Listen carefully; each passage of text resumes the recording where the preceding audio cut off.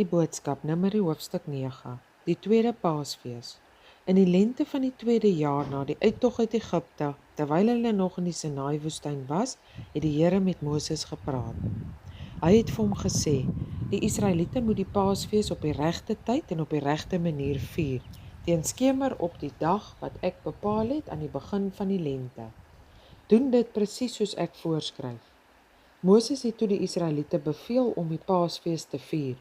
Hulle het dit aan die begin van die lente daar in die Sinaï-woestyn op die vasgestelde dag gedoen.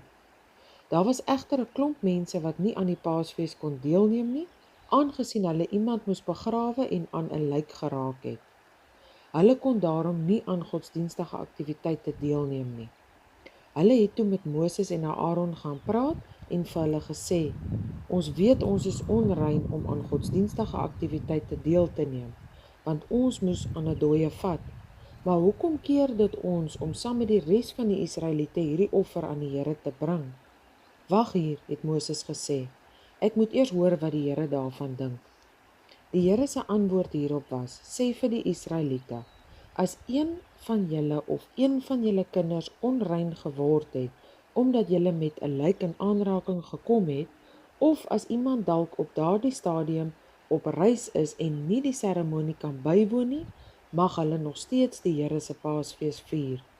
Al wat moet gebeur is dat hulle dit presies moet doen volgens al die voorskrifte, maar dan net 'n maand later.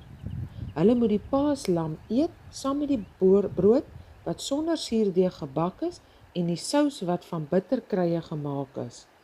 Hulle mag niks van die vleis vir die volgende môre oorhou nie en hulle mag ook nie 'n been van die Paaslam breek nie. Hulle moet die voorskrifte vir die Paasfees streng gehoorsaam. Maar as iemand nie op reis is nie, of nie godsdienstig onrein is nie, en nog steeds weier om die Paasfees op die regte tyd te vier, moet so 'n persoon uit die gemeenskap uitgeskop word. Dan moet hy maar die gevolge van sy daad dra.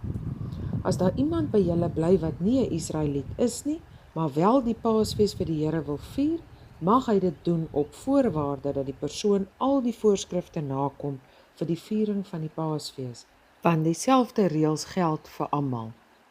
Die wolk van vuur. Die dag toe die tabernakel, die tent waar die Here aanbid word, vir die eerste keer opgeslaan is, het daar 'n wolk gekom wat die hele tent soos 'n seil toegemaak het. Die wolk het elke dag en elke nag daar bly hang.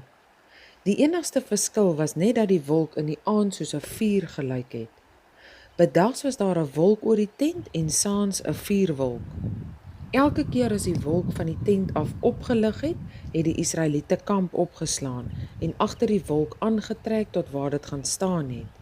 Dan het hulle daar kamp opgeslaan. Dit was die Here se manier om hulle op 'n plek te laat bly of hulle te laat trek. Hulle het op 'n plek gebly totdat die wolk van die tent af opgelig het. Vir so lank as wat die wolk oor die tabernakel gebly het, het die volk daar bly kamp, al was dit ook hoe lank, want hulle het geweet dit is die Here wat dit so wou hê. Soms het dit gebeur dat die wolk net vir 'n paar dae op die tabernakel gebly het, dan het hulle net vir die rukkie daar gebly. Maar wat ook al die geval was, hulle het altyd op die Here se bevel getrek of gebly. Ander kere weer het die wolk net een nag op 'n plek gebly en dan het hulle die volgende môre weer verder getrek. Dit het nie saak gemaak of dit net een dag was nie, as die wolk opgelig het, het hulle getrek.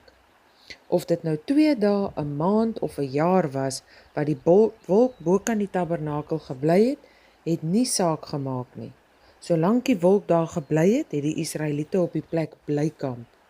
Maar die oomblik dat dit opgelig het hulle dadelik kamp opgeslaan en agterna getrek.